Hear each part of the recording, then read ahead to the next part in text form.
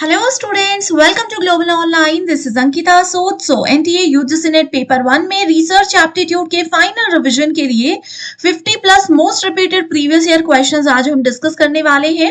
ये सवाल upcoming exam में एज इट इज पूछे जा सकते हैं एंड आप लोगों के कॉन्सेप्ट्स क्लियर होना भी इसमें बहुत जरूरी है। इसीलिए स्टूडेंट्स हर एक क्वेश्चन के आंसर के साथ हमेशा की तरह मैं आपको इंपॉर्टेंट एक्सप्लेनेशन भी दूंगी ताकि आप सभी इजीली करेक्ट आंसर्स को आइडेंटिफाई कर सकें। सो इसी के साथ फिर सेशन को शुरू करते हैं। This software is a plagiarism checker. So आपसे पूछा गया है कि साहित्यिक चोरी को चेक करने के लिए कौन सा सॉफ्टवेयर इस्तेमाल किया जाता है, साउंड फोर्ज, ग्रामरली, टर्निटिन या फिर फास्ट पेंसिल। सो बहुत इंपॉर्टेंट क्वेश्चन है ये। सो स्टूडेंट्स देखिए, प्लेजरिज्म क्या होता है सबसे पहले ये बताती हूँ। साहित्यिक चोरी, अब मान लीजिए कि आप लोग अपना रिसर्च कर रहे हो, अपने रिसर्च थीसिस में आपने क्या किया, कुछ टेक्स्ट वहां पर मेंशन कर दिया, कुछ रिजल्ट्स अपने थीसिस में मेंशन कर दिए, रिसर्च के फाइनल रिजल्ट्स मेंशन कर दिए एंड आपने वहां पर क्लियरली लिख दिया कि ये रिजल्ट्स का जो भी डेटा है वो मैंने खुद रिसर्च किया है, लेकिन वो डेटा आपने कहीं से कॉपी किया है। हो सकता है आपने वो इंटरनेट की किसी वेबसाइट से कॉपी किया है, हो सकता है आपने किसी बुक से कॉपी किया है, या फिर कुछ समय पहले सेम टॉपिक पर किसी ने रिसर्च किया हो, आपने उनका डेटा यूज किया है अपने थीसिस में, अपने रिसर्च में, तो उस चीज को प्लेजरिज्म बोला जाता है, जो कि रिसर्च के फील्ड में एक बहुत बड़ा क्राइम होता है। एंड आपकी थीसिस में, आपके डॉक्यूमेंट्स में प्लेजरिज्म, साहित्यिक चोरी या फिर डुप्लीकेसी है या नहीं, उसको जांचने के लिए जो सॉफ्टवेयर बनाया गया है उसका नाम है टर्निटिन। ओके, तो सही आंसर है ऑप्शन नंबर 3। सो यहाँ पर देख सकते हो, it is an originality checking and plagiarism prevention service that checks your writing for citation, mistakes और इनअप्रोप्रिएट कॉपिंग। कहीं पर अगर आप डेटा कॉपी करके एज इट इज यूज कर रहे हो तो ये बता देगा आपके जो गाइड है उनको कि किस वेबसाइट से या किस बुक से आपने डेटा कॉपी किया है।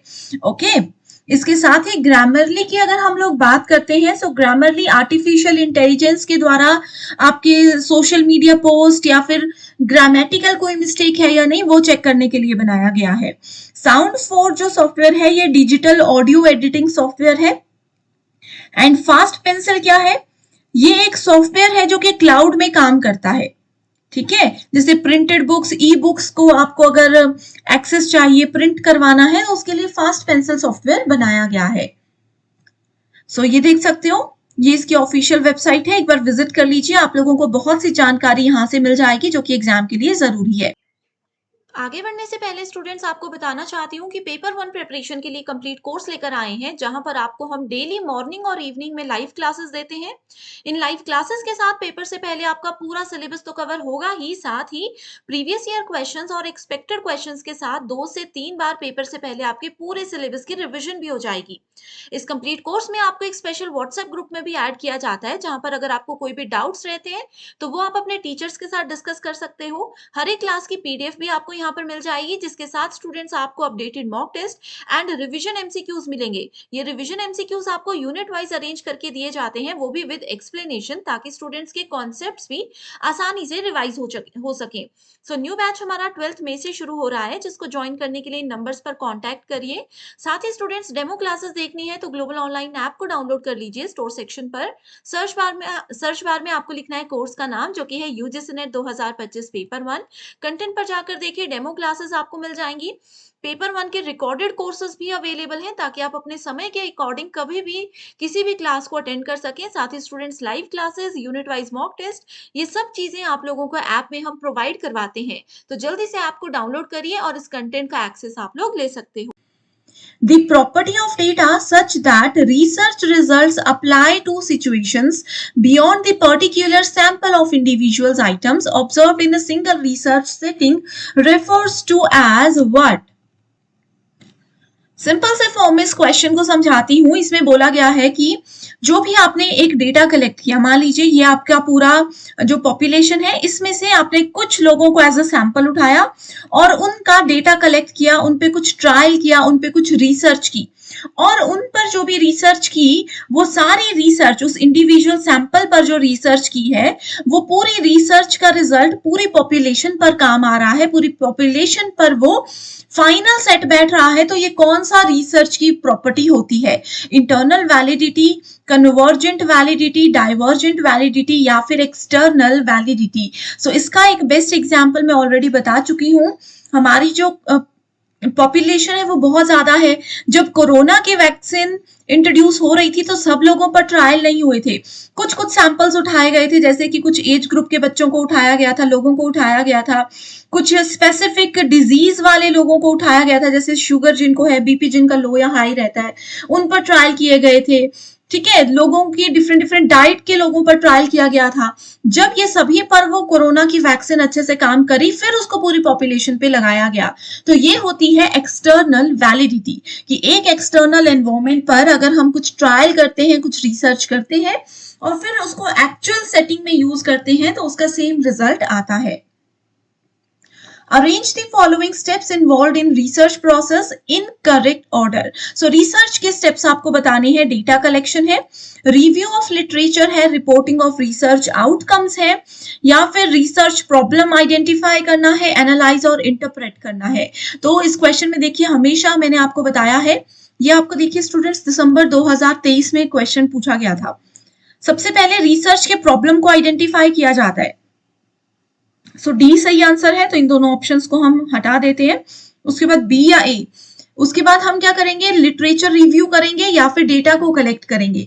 लिटरेचर रिव्यू क्या बोलता है कि जो प्रॉब्लम आपने आइडेंटिफाई की है, जिसके ऊपर आप रिसर्च करने वाले हो, उसमें उससे रिलेटेड सेम लिटरेचर, पहले साहित्य जिसने लिखा है उसको रिव्यू करो कि कहीं जो प्रॉब्लम आपको बड़ी प्रॉब्लम लग रही है उसका सॉल्यूशन ऑलरेडी पहले किसी ने दे तो नहीं दिया।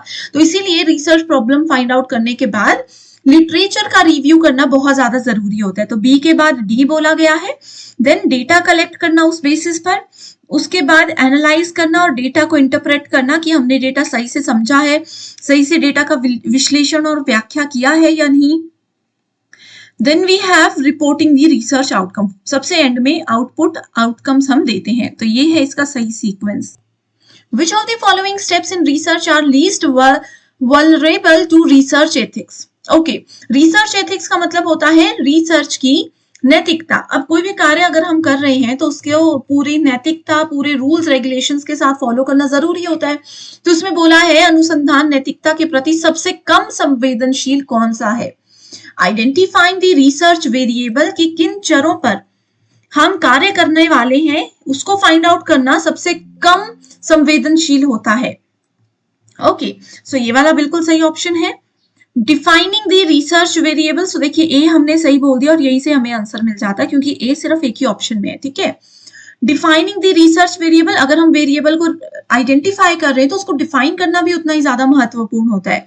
ठीक है, डेटा कलेक्शन प्रोसीजर नहीं आएगा, डेटा एनालिसिस प्रोसीजर भी नहीं आएगा, रिपोर्टिंग रिसर्च आउटकम्स भी नहीं आएगा। तो सही आंसर है option number 1, that is A and B only is the correct answer. Quantitative research is also called, यानी कि मात्रात्मक अनुसंधान को भी क्या कहा जाता है। अब देखो, जब भी हम लोग क्वांटिटी की बात करते हैं, इसका मतलब है हम यहाँ पर नंबर्स की बात कर रहे हैं। अगर ये चीज आप समझ गए तो आपके लिए क्वेश्चन बहुत आसान हो जाएगा। ओके, सो ऑप्शंस है एंथ्रोग्राफिक अप्रोच यानी कि नृवंश विज्ञान दृष्टिकोण, अनस्ट्रक्चर्ड अप्रोच असंरचित दृष्टिकोण, डिस्क्रिप्टिव अप्रोच वर्णनात्मक दृष्टिकोण, और स्ट्रक्चर्ड अप्रोच यानी कि संरचित दृष्टिकोण।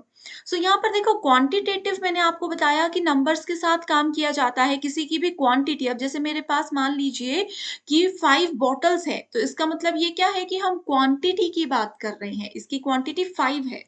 ओके, सो क्वांटिटेटिव रिसर्च बेसिकली एक स्ट्रक्चर्ड अप्रोच होता है, संरचित दृष्टिकोण होता है। इसको याद रखने का एक ट्रिक मैं बताती हूँ। देखो, जो भी नंबर्स हम यूज़ करते हैं, कभी भी आप कुछ पढ़ रहे हो, आप नंबर्स लिख रहे हो, तो हमेशा आपको पता होता है ना कि 1, 2, 3, 4, 5 एक सीक्वेंस में ही रहता है। एक प्रॉपर इसका स्ट्रक्चर ही होता है जो हमने बचपन से पढ़ा है। कभी आपने नंबर्स ऐसे लिखे हैं 1, 10, 2, 4, 5, 6 ऐसे पढ़े हैं? कभी भी नहीं पढ़े होंगे। सो जब भी हम नंबर्स की बात करते हैं, जब भी हम क्वांटिटेटिव रिसर्च की बात करते हैं, तो directly go for structured approach. Okay, and इसके अलावा हमारे पास एक और मेथड होता है क्वालिटेटिव।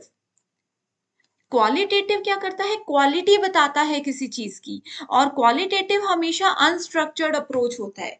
तो ये क्वेश्चन एग्जाम में ऑलरेडी पूछा जा चुका है, एंड क्वालिटेटिव का अगले एग्जाम में पूछा जा सकता है।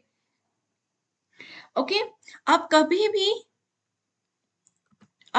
भी अगर हम लोगों से मैथमेटिकल मॉडल या मैथ से रिलेटेड परिकल्पना की बात की जा रही होगी क्वेश्चन में, तो आपने बिना सोचे समझे क्वांटिटेटिव पे क्लिक कर देना है, क्योंकि क्वांटिटेटिव का मतलब होता है हमेशा नंबर्स के साथ जुड़ा हुआ। Okay, next question is the research stream of immediate application is conceptual research, action research, fundamental research या एम्पेरिकल रिसर्च। यानी कि जो तत्काल आवेदन की अनुसंधान धारा होती है वो किस पे डिपेंड करती है, वो किसके ऊपर आधारित होती है। देखो, ये हमने बेसिक क्वेश्चंस वाले या बेसिक थ्योरी वाले सेशंस में भी पढ़ा था। एक ऐसा रिसर्च जिसमें पूछा गया है, एक ऐसा रिसर्च इसमें पूछा गया है जिसको हम अगर एकदम से प्रॉब्लम हो रही है, हमें कहीं पर हम फंस चुके हैं, तो इमीडिएटली उसको इस्तेमाल किया जा सकता है, इमीडिएटली उसको यूज किया जा सकता है। ओके, तो ऐसा कौन सा रिसर्च है? ऐसा रिसर्च होता है सिर्फ और सिर्फ एक्शन रिसर्च। अब देखो, कई बार ऐसा होता है ना कि कोई प्रॉब्लम में फंस जाते हैं, तो हमें उस वक्त जरूरत नहीं होती, उतना समय नहीं होता कि हम सोचें, किसी को कॉल करें। हमें क्या करना होता है? एकदम से कुछ एक्शन लेना होता है। चाहे फिर वो एक्शन हमें एंड तक पहुंचाए या किसी नुकसान में पहुंचाए, वो उसके रिजल्ट की अलग बात रहती है। लेकिन कभी भी तत्काल अगर हमें कुछ करना हो, तो हमेशा हमें हेल्प करता है एक्शन रिसर्च। ठीक है, एक्शन रिसर्च क्या होता है? साइक्लिक होता है नेचर में, यानी एक सर्कल के फॉर्मेट में ये काम करता है। एंड एग्जाम में बहुत बार पूछा गया है कि एक्शन रिसर्च के कितने स्टेप्स होते हैं। सो इसके 4 स्टेप्स होते हैं। कौन कौन से? Plan, act, observe and reflect. तो ये जो 4 फेजेस है, ये इस तरीके से घूमते हैं: प्लान, एक्ट, ऑब्जर्व, रिफ्लेक्ट। फिर से प्लान, एक्ट, ऑब्जर्व, रिफ्लेक्ट। सो इस तरीके से एक्शन रिसर्च हमेशा यूज होता है। ओके, आई होप ये क्वेश्चन भी आप समझ गए हो। स्टूडेंट्स, अगर आपको ये सेशन पसंद आ रहे हैं, आप मुझे कमेंट करके ज़रूर बताइएगा, एंड आप चाहते हो कि कंटिन्यू करूँ इस सीरीज को, तो भी आप मुझे ज़रूर कह सकते हो। नेक्स्ट क्वेश्चन है, in which of the following research paradigms the focus of concern is on interpreting reality in terms of participants' perspective? यानी कि निम्नलिखित में से किस शोध प्रतिमान में चिंता का विषय प्रतिभागियों के परिप्रेक्ष्य के संदर्भ में वास्तविकता की व्याख्या करना है? तो कौन सी वो रिसर्च ऐसी है जो कि वास्तविकता की व्याख्या करने के लिए सबसे ज्यादा महत्वपूर्ण माना जाता है? ओके, सो आंसर पे जाने से पहले आप सभी स्टूडेंट्स को मैं एक इम्पॉर्टेंट पॉइंट बता देना चाहती हूँ। देखो, इस क्वेश्चन में कुछ कीवर्ड्स हैं। जब ये लिखा है इंटरप्रेटिंग रियलिटी, यानी कि वास्तविकता की व्याख्या करने की जब भी हम बात करते हैं, तो हमेशा एथनोग्राफिक रिसर्च ही सही आंसर होता है। नृवंश विज्ञान अनुसंधान ही सही रिसर्च होता है। ओके, अब देखो यहाँ पर एथनोग्राफिक रिसर्च क्या होता है? एक बहुत इंपॉर्टेंट मेथड होता है, बहुत इंपॉर्टेंट अप्रोच होता है रिसर्च का, जिसको कि बेसिकली कहाँ पर यूज किया जाता है? इसको क्वालिटेटिव रिसर्च में यूज किया जाता है। अब दो चीजें हमने पढ़ी थी फर्स्ट क्वेश्चन में, क्वालिटेटिव और क्वांटिटेटिव मेथड्स। अगर आप ये दो मेथड्स को अच्छे से समझ जाते हो, और इसके अंदर कि क्वालिटेटिव के अंदर कौन कौन से मेथड्स आते हैं, क्वांटिटेटिव के अंदर कौन कौन से मेथड्स आते हैं, ये मैं आपको ऑलरेडी पढ़ा चुकी हूँ। अगर ये चीज़ें आप अच्छे से समझ जाते हो, तो आपको क्वेश्चंस को सॉल्व करना बहुत आसान हो जाएगा। सो अगर आप ये समझ चुके हो कि इंटरप्रेटिंग रियलिटी यानी कि वास्तविकता की व्याख्या करने की बात की गई है, तो एंथ्रोपोजेनिक रिसर्च होगा, जो कि डायरेक्टली एक क्वालिटेटिव रिसर्च का ही मेथड है। ये रिसर्च को बहुत ज़्यादा डीप में, बहुत ज़्यादा गहराई से करने में विश्वास रखता है। इसमें जो भी नेचुरल एनवायरनमेंट है, उसको बहुत अच्छे से ऑब्जर्व किया जाता है, फिर इसके रिजल्ट्स पर ध्यान दिया जाता है। ओके, अगला क्वेश्चन है, a college teacher does research with a view to depict the reality situations relating to home condition of students and hostels provided for। Okay, so बहुत आसान क्वेश्चन है, इसको अच्छे से देखिए। So which of the following research format will be helpful to do so. Okay, so देखो, बिल्कुल एक रियल लाइफ की सिचुएशन यहाँ पर दी गई है, जिसमें कॉलेज टीचर को रिस्पॉन्सिबिलिटी दी गई है एक रिसर्च करने की। अब उनको रिसर्च क्या करना है, उनको रियलिटी सिचुएशंस देखनी है, वास्तविक स्थितियों को चेक करना है किसी स्टूडेंट के होम की कंडीशन को लेकर के, एंड जो उनको हॉस्टल प्रोवाइड करवाया गया है उसकी कंडीशंस को देख करके रिसर्च करनी है। तो ऐसे केस में जो सबसे ज़्यादा इम्पोर्टेंट रिसर्च होता है, वो होता है पार्टिसिपेशन ऑब्जर्वेशन बेस्ड रिसर्च, यानी कि प्रतिभागी अवलोकन आधारित अनुसंधान। एक जो उसमें पार्टिसिपेट कर रहा है, यानी कि जो स्टूडेंट है, कोई एक ऐसा स्टूडेंट जिसको हम एग्जाम्पल के रूप में ले रहे हैं, उस स्टूडेंट को अच्छे से ऑब्जर्व करेंगे, फिर उनकी कंडीशन को हम समझने की कोशिश करेंगे ऐसे केस में। सो करेक्ट आंसर है ऑप्शन नंबर 3। अगला क्वेश्चन है असर्शन रीजन बेस्ड। असर्शन प्रकार के क्वेश्चंस में आपको क्या करना होता है, in order to bridge the gap between theory and practice both fundamental and applied research formats have to be promoted. Okay, so इसमें देखो ये कहा गया है कि अगर हमें थ्योरी, किसी चीज की थ्योरी भी पढ़ाई जाती है, आपको प्रैक्टिकल भी करवाया जाता है, दोनों चीजों के बीच में अगर हमें गैप जो है वो उसको चेक करना है, फंडामेंटल और अप्लाइड रिसर्च दोनों के फॉर्मेट में इसको प्रमोट किया जा रहा है, ऐसा इधर कहा गया है। इसका कारण ये कहा गया है कि फंडामेंटल रिसर्च हमेशा थ्योरी के ऊपर फोकस करता है, and applied research directly practical चीजों पर फोकस करता है। तो डायरेक्ट मैंने क्वेश्चन आपको समझा दिया, करेक्ट आंसर है कि रिसर्च, इस क्वेश्चन में असर्शन और रीजन दोनों सत्य है, एंड इसका एक्सप्लेनेशन भी बिल्कुल सही है। अगला क्वेश्चन है, university department plans to undertake a study wherein attitude, value and biases of teachers and students are to be proved with an eye on disclosing their pattern of adjustment. ठीक है, so university का एक department है जो कि plan कर रहे हैं कि हमें एक रिसर्च करनी है, जिसमें हम स्टूडेंट्स के और टीचर्स के किसी चीज को लेकर के क्या दृष्टिकोण है, क्या वैल्यू देते हैं वो किसी चीज को, उन सब चीजों को ध्यान में रखते हुए वो कैसे एडजस्ट करते हैं लेवल पर, इस तरह की रिसर्च के लिए कौन सा मेथड बेस्ट रहेगा। सो करेक्ट आंसर है हमारे पास case study method and ethnographic method. यहाँ पर स्टूडेंट्स एक होमवर्क क्वेश्चन मैं आपको ये दे रही हूँ, इसका आंसर मेरे प्रीवियस वीडियोस में मिल जाएगा या फिर गूगल पे सर्च कीजिए, क्योंकि जरूर एग्जाम में क्वेश्चन आता है। तो एथ्रोपोजेनिक तो हम बहुत बार डिस्कस कर चुके हैं कि आपका क्वांटिटेटिव होता है। ठीक है, अब बताइए कि केस स्टडी मेथड क्वालिटेटिव है या क्वांटिटेटिव है। कमेंट करके आंसर बताइएगा, आप सही हो या गलत हो वो मैं आपको रिप्लाई कर दूंगी। अगला क्वेश्चन है, below are given two sets, जिसमें एक तरफ रिसर्च मेथड्स है, दूसरी तरफ डेटा कलेक्शन के टूल्स दिए गए हैं। Experimental method, exposed, descriptive and historical method. Historical मतलब हिस्ट्री, जो चीजें ऑलरेडी हो चुकी हैं। अब हिस्ट्री, हिस्ट्री की बुक पढ़ते हो, उसके लिए किसी को कोई रिसर्च करने की जरूरत होती है? हर एक आम आदमी को नहीं होती। उसमें ऑलरेडी हमारे पास सोर्सेज होते हैं, हमारे पास ऑलरेडी डेटा होता है, प्राइमरी और सेकेंडरी।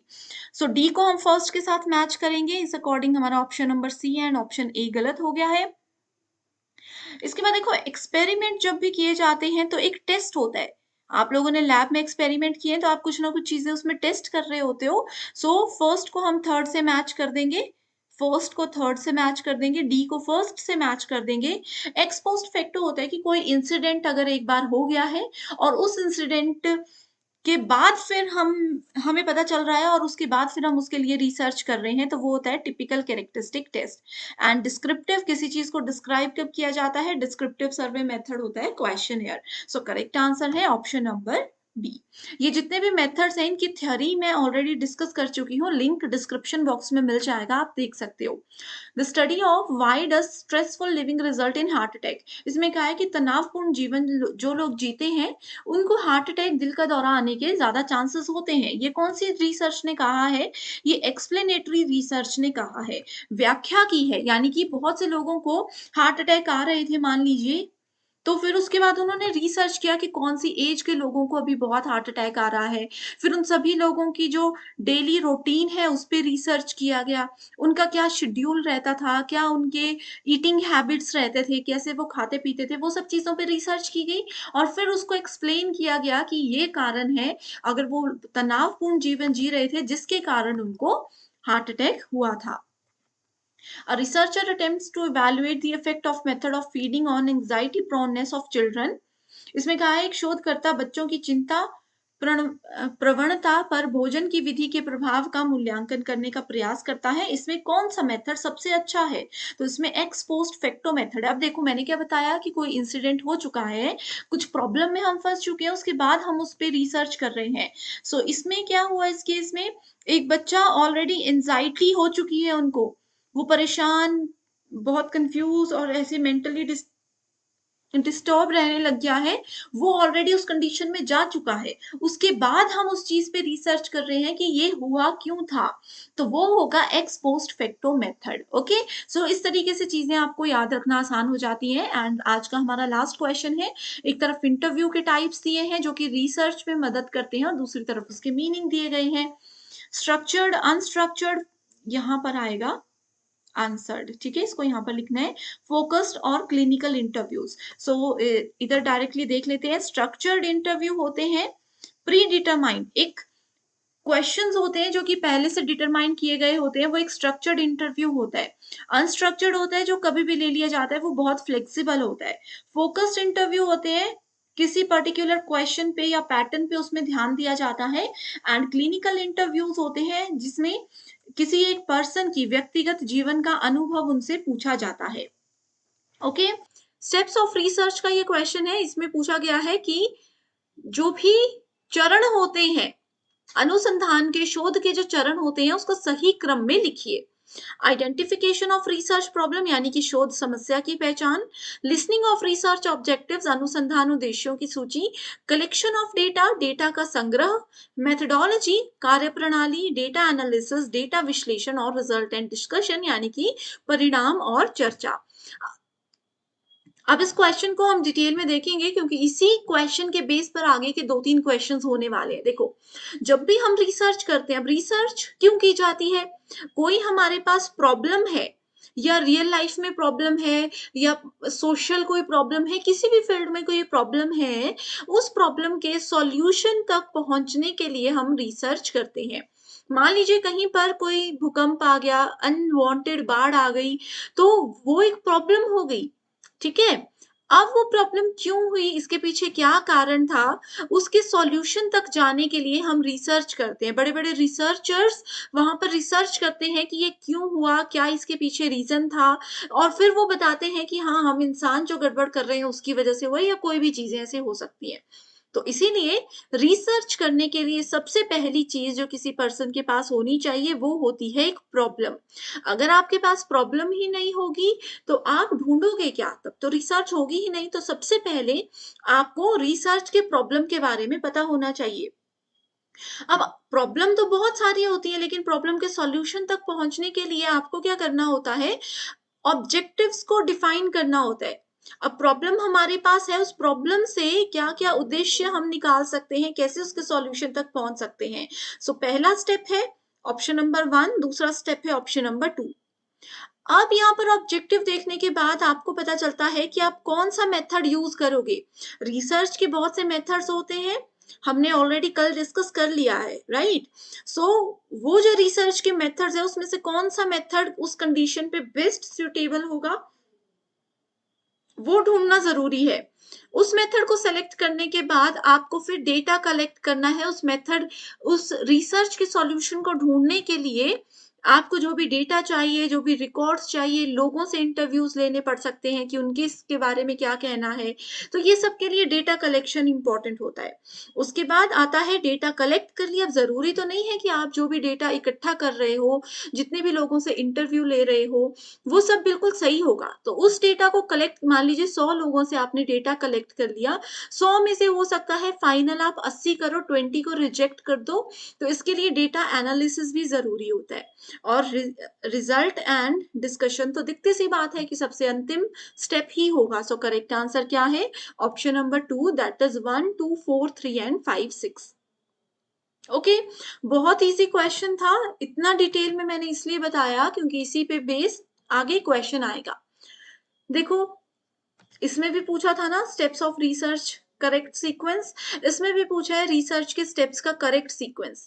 चीजें वही है जो हमने यहां पर देखी, बस उसको लिखने का और पूछने का तरीका अलग है। ओके, तो सबसे पहले क्या स्टेप होगा? Research of selection of topic, यानी कि विषय आपको पता होना चाहिए। रिव्यू करेंगे लिटरेचर का, जो पुराने साहित्य हैं उनके बारे में पढ़ोगे। या फिर ये देखो, ये 3 जगह पर सेम ऑप्शन है, तो इससे आपको क्लियर हो जाएगा कि आपका आंसर बी तो बिल्कुल नहीं होगा।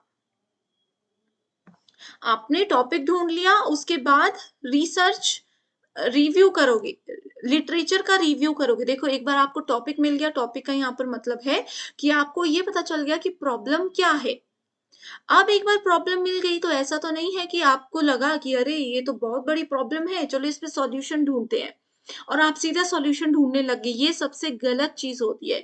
आपके सामने अगर कोई प्रॉब्लम आ रही है, सोशल प्रॉब्लम या कोई भी बड़ी प्रॉब्लम, और एज एन रिसर्चर आप सोच रहे हो उसके बारे में रिसर्च करने का, तो सबसे पहले आपको रिव्यू करना है लिटरेचर का। आपको उस प्रॉब्लम से रिलेटेड पहले जो भी रिसर्च हुई है उनको अच्छे से पढ़ना है, उनके बारे में अच्छे से स्टडी करना है। कहीं ऐसा ना हो कि जिस प्रॉब्लम का सॉल्यूशन आप ढूंढना चाह रहे हो उसका ऑलरेडी एक बेस्ट सॉल्यूशन किसी ने दे दिया हो, तब तो आपकी रिसर्च वेस्ट हो जाएगी, आपका समय, पैसा, एनर्जी सब वेस्ट हो जाएगा।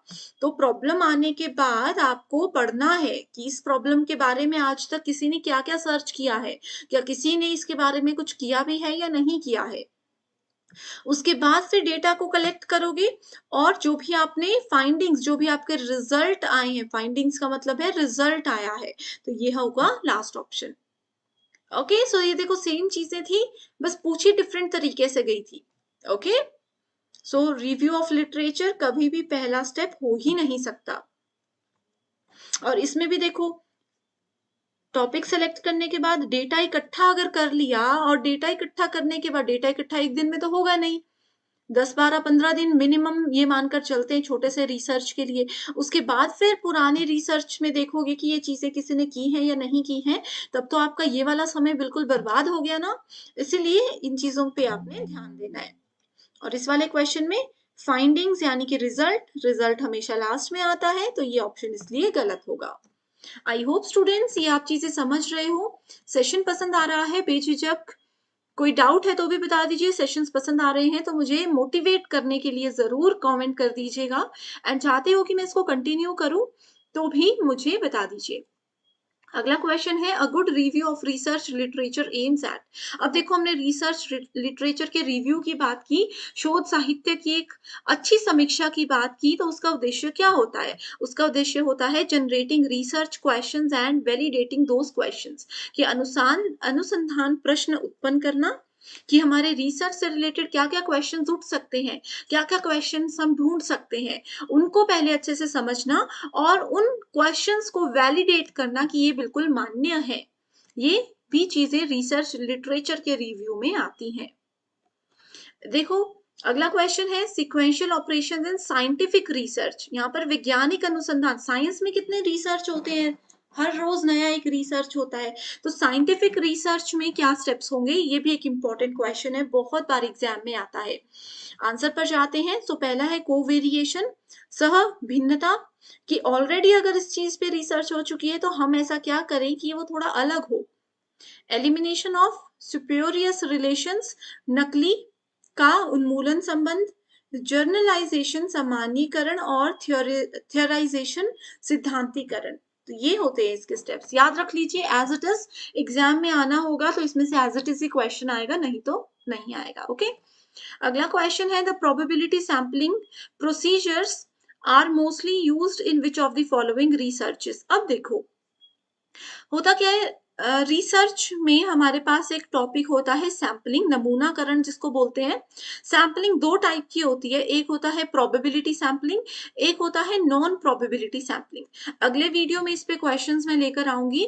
सो यहाँ पे यहाँ पर प्रोबेबिलिटी सैम्पलिंग प्रोसीजर की बात की है, तो किस किस रिसर्च में इसको यूज किया जाता है। सो इसको यूज किया जाता है सर्वे रिसर्च के दौरान, एक्सपेरिमेंटल रिसर्च के दौरान और को रिलेशनल डिजाइन बेस्ड रिसर्च के दौरान। तो ये बहुत इंपॉर्टेंट टॉपिक है, इसको नोट कर लीजिए। प्रोबेबिलिटी सैम्पलिंग और नॉन प्रोबेबिलिटी सैम्पलिंग अगली वीडियो में हम डिस्कस करेंगे। अगला क्वेश्चन है which of the following sequences represents the most logical sequence in doing research। देखो ये भी सेम क्वेश्चन है, रिसर्च के दौरान सबसे वैलिड स्टेप्स जो है, लॉजिकल सीक्वेंस जो है वो आपको ढूंढना है। पहला हमने बताया आइडेंटिफाई करना है और रिसर्च के प्रॉब्लम को डिफाइन करना है। यहाँ पर देखो आइडेंटिफाई ऑफ रिसर्च प्रॉब्लम है, survey of research definition of research problem है, डिफाइनिंग रिसर्च वेरिएबल। सो वेरिएबल्स को कभी भी सबसे पहले डिफाइन नहीं किया जाता, और यहाँ पर रिसर्च के प्रॉब्लम का टर्म तो लिखा है लेकिन उसका सर्वे करने की बात की गई है, ठीक है, तो ये भी गलत हो जाएगा। अब यहाँ पर इस स्टेप को दो में बांटा गया है, identify research problem, defining population and sampling. तो पॉपुलेशन और सैम्पलिंग भी नहीं आता पहले, ठीक है, तो पहले स्टेप में हमेशा डिफाइन करते हैं रिसर्च के प्रॉब्लम को, उसके बाद हाइपोथेसिस यानी कि परिकल्पना, परिकल्पना को रखा जाता है, उसके बाद परिकल्पना को टेस्ट किया जाता है और लास्ट में रिजल्ट्स को अनाउंस किया जाता है, ठीक है। अब अनाउंस नहीं, रिजल्ट्स की रिपोर्ट बनाई जाती है। अब देखो हाइपोथेसिस क्या होता है, मान लीजिए एक प्रॉब्लम है, सबसे पहले तो उस प्रॉब्लम को मैंने डिफाइन कर लिया, आइडेंटिफाई किया पहले तो, उसके बाद उस प्रॉब्लम को डिफाइन कर लिया, डिटेल में लिख दिया कि ये प्रॉब्लम है मुझे जो लग रही है, इस प्रॉब्लम का ये सॉल्यूशन हो सकता है। हम बोलेंगे अच्छा ये इतनी बड़ी प्रॉब्लम है, इसका ये 2-3 सॉल्यूशन है, अगर एक भी अप्लाई हो जाए तो आंसर मिल जाएगा, इस प्रॉब्लम से बाहर हम दुनिया को निकाल सकते हैं। लेकिन अब होता है ना, हर प्रॉब्लम के सॉल्यूशन का रास्ता आसान नहीं होता। तो ये क्या हो गया, ये हाइपोथेसिस हो गया, हमने परिकल्पना कर दी। मान लीजिए मैं किसी प्रॉब्लम में फंस गई, मैं अपनी एक फ्रेंड के पास गई, उन्होंने मेरे को इस प्रॉब्लम से बाहर निकलने का रास्ता बताया, फ्रेंड बी ने दूसरा रास्ता बताया, फ्रेंड सी ने तीसरा रास्ता बताया। मैंने बोला तीनों के रास्ते सॉल्यूशन तक जा रहे हैं, लेकिन इसके वाले फ्रेंड ए के वाले सॉल्यूशन में ये हो सकता है कि अगर बीच में गड़बड़ हो गई तो ज्यादा दिक्कत हो जाएगी। बी में ऐसा है, उसने खुद भी श्योरिटी नहीं दी मुझे, और सी का अच्छा रास्ता। तो ये हाइपोथेसिस थी, उन्होंने परिकल्पना हमें दे दी। अब उस परिकल्पना को टेस्ट करना कि कौन सा एग्जैक्ट में मैं फॉलो करूं, किसका क्या फायदा होगा, क्या नुकसान होगा, वो उस परिकल्पना को टेस्ट करना है, उसकी परीक्षण करना है, ठीक है, और उसके बाद परिणामों को रिपोर्ट करना होता है last step. Which of the following are not probability sampling techniques. निम्नलिखित में से कौन सी संभाव्यता नमूनाकरण तकनीक नहीं है। तो सबसे पहले आप लोगों को मैं बताती हूं कि सैंपल क्या होता है और इसमें प्रोबेबिलिटी सैम्पलिंग क्या होती है, ठीक है, उसके बाद ये क्वेश्चन आपके लिए बहुत इजी हो जाएगा। अब देखो मान लीजिए कोई एक रिसर्चर है, वो जा रहे हैं अपने रिसर्च के लिए लोगों का इंटरव्यू लेने, एंड अपने रिसर्च के लिए वो चले गए किसी कॉलेज में। अब मान लीजिए कि उस कॉलेज में 1000 स्टूडेंट्स हैं। अब 1000 स्टूडेंट्स का वो इंटरव्यू या फीडबैक, या 1000 स्टूडेंट से वो उनके व्यूज तो नहीं पूछ सकते, तो इसलिए क्या करते हैं, ये हो गया टोटल पॉपुलेशन कि कितने लोग हमारे आसपास हैं। पॉपुलेशन में से कुछ लोगों को सेलेक्ट किया जाता है, मान लीजिए 1000 में से उन्होंने सिर्फ 40 लोगों को सेलेक्ट किया। अब ये 40 क्या हो गया, ये हो गया सैंपल, ये हो गया एक नमूना। अब यहाँ पर सवाल आता है कि 1000 लोगों में से 40 को सेलेक्ट करने के लिए उन्होंने क्या किया होगा कि रैंडम 40 लोग उठा लिए, बस जो पहले 40 सामने आए उनको उठा लिया, या फिर किसी पर्टिकुलर सब्जेक्ट के 40 बच्चों को उठाया, या पूरे कॉलेज में जिन स्टूडेंट्स के टॉप 40 स्टूडेंट्स जो है उनको उठाया। तो ये सारी चीजें हमें बताती हैं सैम्पलिंग टेक्निक्स। तो सैंपल क्या होता है, टोटल पॉपुलेशन में से कुछ लोगों को या कुछ चीजों को सेलेक्ट करना, दैट इज कॉल्ड सैंपल। और सैम्पलिंग में हमारे पास 2 टाइप्स होते हैं, एक होता है प्रोबेबिलिटी सैम्पलिंग जिसको कहा जाता है संभाव्यता नमूनाकरण, और एक होता है non probability sampling. Okay, so probability आप लोगों ने बचपन में पढ़ी है, सब लोगों ने 9th 10th में ये टॉपिक पढ़ा होता है। प्रोबेबिलिटी का मतलब होता है रैंडम सिलेक्शन, रैंडम सिलेक्शन, ठीक है। रैंडम सिलेक्शन से मतलब होता है कि हमने यहाँ पर कोई रूल्स, कोई नियम, कोई कानून किसी पे नहीं थोपा, बस रैंडमली जो पर्सन हमारे सामने आया हमने उसको उठा लिया। और नॉन प्रोबेबिलिटी सैम्पलिंग में क्या होता है, कुछ रूल्स लगाने पड़ते हैं कि हमें 1000 में से सिर्फ वही बच्चा चाहिए जो कि कंप्यूटर साइंस बैकग्राउंड से हो, तो ये नॉन प्रोबेबिलिटी आ गया। और बस हमने बोल दिया कि 1000 में से कोई भी जो 40 बच्चा सबसे पहले हमें दिख गया हम उसको ले लेंगे, तो वो हो गया प्रोबेबिलिटी सैम्पलिंग। तो ये बेसिक मैंने आपको क्वेश्चन पर जाने से पहले क्लियर कर दिया है। अब देखो, अब आपको इसके आंसर्स आने चाहिए। सो नॉट प्रोबेबिलिटी यानी कि प्रोबेबिलिटी के टाइप कौन से नहीं है, तो ये हमारे पास प्रोबेबिलिटी के 4 टाइप्स होते हैं, सिंपल रैंडम, स्ट्रेटिफाइड, सिस्टमैटिक और क्लस्टर। सिंपल रैंडम देखो 2 लाइंस हैं, इसमें से किसी को भी उठा लिया हमने, जो हमें पसंद आया, जिसके कपड़े हमें पसंद आए, जिसकी हाइट हमें पसंद आई, हमने उनको उठा लिया। स्ट्रेटिफाइड क्या होता है, ये फीमेल और ये मान लीजिए मेल है, ठीक है। हमने क्या किया, मेल और फीमेल को अलग अलग रख लिया और यहाँ में से 6 हैं, 6 में से 2 उठा लिए, ठीक है। उसके बाद यहाँ में से 4 उठा लिए, 3 उठा लिए। ये स्ट्रेटिफाइड होती है जिसमें हम स्ट्राटा बनाते हैं, छोटे छोटे ग्रुप्स बनाते हैं। यहाँ पर मैं ये चीजें आपको बता रही हूँ, लेकिन क्वेश्चन देखो, नॉट प्रोबेबिलिटी, तो प्रोबेबिलिटी कौन है, सिंपल रैंडम भी प्रोबेबिलिटी है, स्ट्रेटिफाइड भी प्रोबेबिलिटी है, और क्लस्टर सैम्पलिंग यहाँ पर देख सकते हो, क्लस्टर सैम्पलिंग भी प्रोबेबिलिटी है। तो ये 4 नाम आपको याद रखने हैं, इस तरीके के क्वेश्चंस आपके लिए आसान हो जाएंगे। अब जो आता है स्नोबॉल सैम्पलिंग और कन्वीनियंस सैम्पलिंग, ये है नॉट प्रोबेबिलिटी यानी कि नॉन प्रोबेबिलिटी सैम्पलिंग के टाइप्स। तो प्रोबेबिलिटी के 4 टाइप्स होते हैं।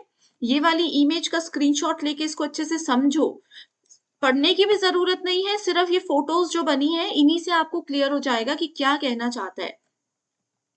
अगला क्वेश्चन है, from the given list below identify those which are called non probability sampling. So देखो, गैर संभाव्यता नमूनाकरण कौन कौन से हैं, सिंपल रैंडम है नहीं है, ये क्या होता है, ये प्रोबेबिलिटी होता है।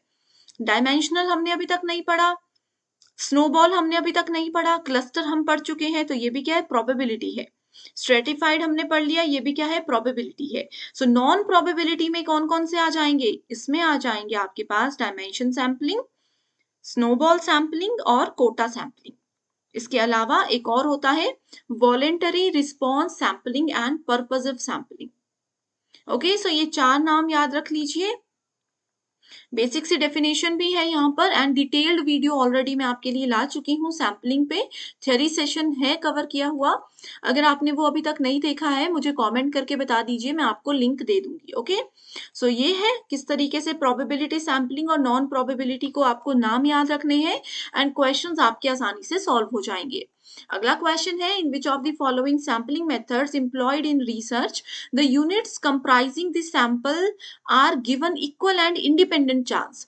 किसमें सभी लोग, जितने जैसे 1000 लोग हैं, कौन सा वो ऐसा नमूनाकरण का प्रकार है जिसमें सभी इकाइयों को समान और स्वतंत्र मौका दिया जाता है। सो समान और स्वतंत्र मौका दिया जाता है किसमें, देखिए बहुत इजी है, हम डिस्कस कर चुके हैं चीजें। तो ये क्वेश्चन वैसे तो मैंने जानबूझकर ऐड किया है क्योंकि सब में इक्वल, समान और स्वतंत्र अधिकार दिए जाते हैं सिंपल रैंडम सैम्पलिंग के केस में, ठीक है। लेकिन यहाँ पर आपके पास सिंपल रैंडम सैम्पलिंग का ऑप्शन ही नहीं है। तो अगर सिंपल रैंडम आपको आंसर लगे लेकिन वो ऑप्शन नहीं हो, तो हमेशा आपको क्लस्टर सैम्पलिंग, क्लस्टर नमूनाकरण को ही सही आंसर चुनना है।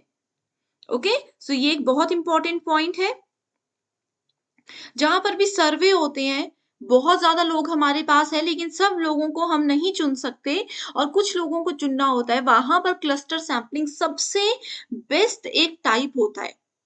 ओके, क्लस्टर का मतलब ये होता है कि बड़े ग्रुप में से छोटे छोटे ग्रुप्स बनाने और उन छोटे छोटे ग्रुप्स में से भी फिर किसी किसी को सेलेक्ट करना। सो आंसर हो गया ऑप्शन नंबर 2। अगला क्वेश्चन है, which of the two statements given from the following statements are correct. So यहाँ पर स्टेटमेंट्स दिए हैं, इसमें से कौन सी दो सही है। पहली डेफिनेशन बोलती है सैम्पलिंग यानी कि नमूनाकरण क्या है, related error is subsumed under the category of non sampling error. ठीक है, कोई भी अगर संबंधित त्रुटि आ जाती है उसको गैर नमूनाकरण त्रुटि श्रेणी के अंदर, उसको हमेशा नॉन सैम्पलिंग एरर के अंदर रखा जाता है। दूसरा है sampling error does not occur in multi stage cluster sampling. Multi stage cluster sampling में इसको त्रुटि नहीं होती है, इस प्रकार की त्रुटि नहीं होती है। Inaccurate sampling frame and non response are examples of sampling related errors, and there is an inverse relation between heterogeneity of population and sampling errors। ठीक है, सो ये हर एक जो इंपॉर्टेंट टर्म्स है, heterogeneity हो गया, sampling related errors हो गया, ये हम डिस्कस कर चुके हैं। नहीं देखा है वो लेक्चर, कमेंट कीजिए, लिंक मैं आपको दे दूंगी। ठीक है, सो इसका आंसर डायरेक्ट आपको पता हो जाएगा कि फर्स्ट एंड थर्ड। सैम्पलिंग क्या होता है, सैम्पलिंग रिलेटेड एरर्स जो होते हैं उसको हमेशा नॉन सैम्पलिंग एरर की कैटेगरी में रखा जाता है, बिल्कुल सही है। उसके बाद इनएक्यूरेट सैम्पलिंग फ्रेम, अगर हम देखो 1000 लोगों में से हम बोलते हैं कि हमें टॉप 50 बच्चे चाहिए, वही हमने गलत बच्चे सेलेक्ट कर दी तो दिखती सी बात है हमारा रिसर्च, हमारा सैंपल फेल हो जाएगा। तो यही चीज यहाँ पर कहा है, इसीलिए उसको, ये उसका एक बेस्ट एग्जाम्पल है सैम्पलिंग रिलेटेड एरर का। ओके, अगला क्वेश्चन है, when a sample is chosen because it is available to the researcher is known as. अब हमने 8 टाइप के सैंपलिंग मेथड्स देख लिए। ठीक है, उन 8 मेथड्स में रिसर्चर ने क्या किया, जल्दी जल्दी में कोई भी सैंपल का मेथड यूज कर लिया, क्योंकि सिर्फ रिसर्चर के सामने वही अवेलेबल था। कोई भी सैंपल उठा लिया 1000 में से, रिसर्चर सोच समझ के नहीं किया कि उसको कौन सा सैम्पलिंग मेथड फॉलो करना है। उन्होंने क्या कर दिया, फटाफट बस गए, समय कम था, एकदम से उन्होंने क्या कर दिया, लोगों को सेलेक्ट कर लिया, सैंपल कलेक्ट कर लिया। तो ये कौन सा मेथड होता है, ये होता है कन्वीनियंट सैम्पलिंग, आराम नमूना। कन्वीनियंट क्या होता है, आपको बोला जाता है ना, अपने कन्वीनियंस के हिसाब से पढ़ा कीजिए, कि जब आपको सही लगे, जो आपको सही लगे, जो आपको इजी लगे, उस अकॉर्डिंग जो हम काम करते हैं, जो अपने कंफर्ट जोन में हम रहकर काम करते हैं, जिसमें हमें ज्यादा असुविधा ना हो, उसको कन्वीनियंट कहते हैं। तो ये कन्वीनियंट सैम्पलिंग भी उसी से रिलेटेड है। Students t test is typically used for, आमतौर पर देखो टी टेस्ट को यूज किया जाता है, जिसमें कि अगर हम विद्यार्थियों के द्वारा टी टेस्ट को यूज करें तो उसका क्या कारण होता है। It is used in comparing two groups to see if their means differ, यानी कि दो ग्रुप्स हैं अगर स्टूडेंट्स के, और हमें चेक करना है कि उनके मीन्स और उनके रिजल्ट्स जो है वो अलग अलग आए हैं, उसको चेक करने के लिए टी टेस्ट को यूज किया जाता है। अगला ऑप्शन बोलता है in comparing multiple groups to see if their means are different, यानी कि दो ग्रुप नहीं, दो से ज्यादा ग्रुप्स के अगर मीन्स हमें कंपेयर करने हैं और चेक करने हैं, क्या उस केस में हम स्टूडेंट्स के टी टेस्ट को यूज करेंगे। तीसरा बोलता है in testing the stationarity of a time series, यानी कि किसी समय श्रृंखला की स्थिरता का परीक्षण करने में, कोई देखना है कि स्थिर है कोई समय का टेस्ट या फिर नहीं, उसको चेक करने के लिए टी टेस्ट यूज किया जाता है। या फिर in testing the goodness of fit of a model. तो यहाँ पर देखो, कल अगर आपने थ्योरी सेशन देखा है तो आपको पता होगा, जहां पर भी टी टेस्ट होता है, टी से का याद रखिए टू टेस्ट, टू का मतलब है कि सिर्फ दो ग्रुप्स को यहाँ पर कंपेयर किया जाता है। सो करेक्ट आंसर बहुत आसान है, ऑप्शन नंबर 1। टी टेस्ट मतलब टू टेस्ट, यानी कि दो ग्रुप्स को कंपेयर किया जा रहा है, चाहे वो स्टूडेंट्स के ग्रुप हो, चाहे वो कोई और ग्रुप हो, बस दो की यहाँ पर बात की जाती है, तो वो टी टेस्ट ही होता है। ओके, अगर आप लोगों ने अभी तक थ्योरी सेशन नहीं देखा है जिसमें ये सारे कॉन्सेप्ट्स क्लियर किए हैं मैंने, तो लिंक आपको डिस्क्रिप्शन बॉक्स में मिल जाएगा, आप उसको चेक जरूर कीजिएगा। इसी के साथ फिर आप देख सकते हो, अगला क्वेश्चन है मैच द फॉलोइंग से रिलेटेड, ये प्रीवियस ईयर क्वेश्चन है, 2021 में एज इट इज पूछा गया था। टाइप्स ऑफ टेस्ट दिए गए हैं, जैसे कि Kruskal Wallis test, G test, ANOVA test और काई स्क्वायर टेस्ट, और दूसरी तरफ subject matter of the problem. Okay, so देखो यहाँ पर अनोवा टेस्ट, हम लोगों ने कल अनोवा टेस्ट को भी अच्छे से पढ़ लिया था। ओके, काई स्क्वायर टेस्ट को भी पढ़ लिया था। काई स्क्वायर टेस्ट का एक मैं आपको ना छोटा सा ट्रिक बताती हूँ, एक छोटा सा कीवर्ड बताती हूँ कि कहीं पर भी काय स्क्वायर टेस्ट अगर दिख जाए, और हिंदी मीडियम स्टूडेंट्स भी यहाँ पर देख सकते हो, ठीक है, कहीं पर भी काय स्क्वायर परीक्षण अगर दिख जाए आप लोगों को, तो उसको फिट की अच्छाई का परीक्षण करने के लिए गैर पैरामीट्रिक परीक्षण के साथ हमेशा मैच करना है। कहीं पर भी गुडनेस ऑफ फिट ये टर्म आपको नजर आती है तो बिना सोचे समझे, बिना कंफ्यूज हुए आप डायरेक्टली उसको काय स्क्वायर टेस्ट के साथ मैच कर सकते हो। ओके, सो डी को अगर हम थर्ड के साथ मैच करते हैं, देखो ये कीवर्ड से हमने डायरेक्ट आंसर ढूंढ लिया, ऑप्शन नंबर 1। बाकी के ऑप्शन भी देख लेते हैं। देखो जी टेस्ट क्या होता है? Testing the difference between means of two sample groups. दो सैंपल ग्रुप्स के बीच का टेस्ट अगर हमें करना है तो जी टेस्ट उसमें यूज होता है। Then we have ANOVA test, parametric test to compare means of more than two population group. दो या दो से दो ग्रुप हैं तो जी टेस्ट और टी टेस्ट यूज होते हैं। ओके, जी टेस्ट में भी दो ग्रुप है, टी टेस्ट में भी दो ग्रुप है, लेकिन जी टेस्ट बेसिकली इनके रिजल्ट पर फोकस करता है, टेस्टिंग के बाद जो रिजल्ट आता है उसके कंपैरिजन पे फोकस करता है। एंड दो से ज्यादा ग्रुप्स की अगर बात की जा रही हो तो go for ANOVA test. Okay, and Kruskal Wallis test क्या होता है? नॉन पैरामीट्रिक टेस्ट होता है to compare means of more than two population group. इसमें कंपेयर किया जाता है दो या दो से ज्यादा बड़े ग्रुप्स के रिजल्ट को, उनके मीन्स को। ओके, सो हिंदी मीडियम स्टूडेंट्स भी देख सकते हो, करेक्ट आंसर है ऑप्शन नंबर 1। अब एक चीज यहाँ पर आप लोगों के साथ और शेयर कर देना चाहती हूँ। अनोवा पढ़ रहे हो ना आप लोग? अनोवा का मतलब क्या होता है ये एग्जाम में पूछा जाता है। अनोवा का मतलब होता है analysis of variance, analysis of variance. ठीक है, ये क्या होता है? ये एक पैरामीट्रिक टेस्ट होता है। कुछ टेस्ट हमारे पास नॉन पैरामीट्रिक होते हैं, कुछ पैरामीट्रिक होते हैं। सो अनोवा टेस्ट हमेशा एक पैरामीट्रिक टेस्ट होता है, मतलब कि इसका कुछ पैरामीटर्स डिसाइडेड होते हैं पहले से, ठीक है, जो कि दो या दो से ज्यादा पॉपुलेशन ग्रुप के मीन्स को कंपेयर करने के लिए इस्तेमाल किया जाता है। सो देखो, इस क्वेश्चन से आपके 4 पॉइंट्स क्लियर हो गए जो कि एग्जाम में आपको बहुत हेल्प करेंगे। अगला क्वेश्चन है, which of the following statistical test examines the equality of two means? दो मीन्स की, दो साधनों की समानता की जांच करने के लिए कौन से टेस्ट का इस्तेमाल किया जा सकता है? ठीक है, कौन से स्टैटिस्टिकल टेस्ट का यानी कि सांख्यिकीय परीक्षण का इस्तेमाल किया जा सकता है? सो देखो ऑप्शन है F test, T test, chi square, Mann Whitney U test और कोलमोरगोव स्मिरोनोव टेस्ट। ठीक है, सो ज्यादातर आपको इन तीन में से क्वेश्चंस पूछे जाते हैं। सो करेक्ट आंसर है यहाँ पर बी एंड डी, यानी कि टी टेस्ट और मैन व्हिटनी यू टेस्ट। ठीक है, सो ये पूछे जाते हैं। तो सबसे पहले टी टेस्ट हम लोग डिस्कस कर चुके हैं।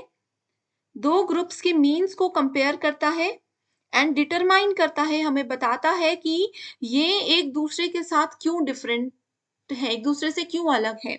उसके बाद ऑप्शन नंबर डी जो है, ये क्या है? इसको हम लोग विल्कोनॉक्स रैंक सम टेस्ट भी बोलते हैं, रैंक सम टेस्ट के नाम से भी इसको जाना जाता है। ठीक है, एफ टेस्ट जो होता है ये आपका अनोवा टेस्ट से जुड़ा होता है, ये क्वेश्चन भी एग्जाम में आ चुका है, कई बार पूछा जा चुका है। एंड काय स्क्वायर टेस्ट का एक ये है, जैसे देखो काय स्क्वायर टेस्ट यानी कि एक्स स्क्वायर इसको लिखते हैं, वैसे ही अनोवा टेस्ट को एफ टेस्ट भी लिखते हैं, सिंपल एफ भी आप इसको बोल सकते हो। ओके,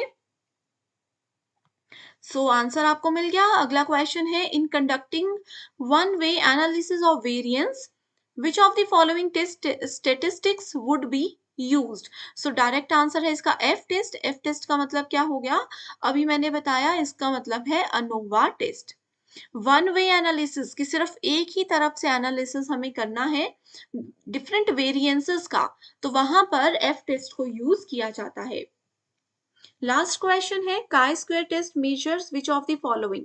सो मैंने आपको ट्रिक बता दिया था पहले क्वेश्चन में ही, काय स्क्वायर टेस्ट होगा यानी कि गुडनेस ऑफ फिट होगा। ये देखो सेम क्वेश्चन को डिफरेंट तरीके से पूछा गया है। सो इसका आंसर आप लोगों को पता है, ऑप्शन नंबर 2 है कि कभी भी काय स्क्वायर टेस्ट होगा तो go for goodness of fit. Okay, So thank you so much everyone for watching this video and I wish you all the very best.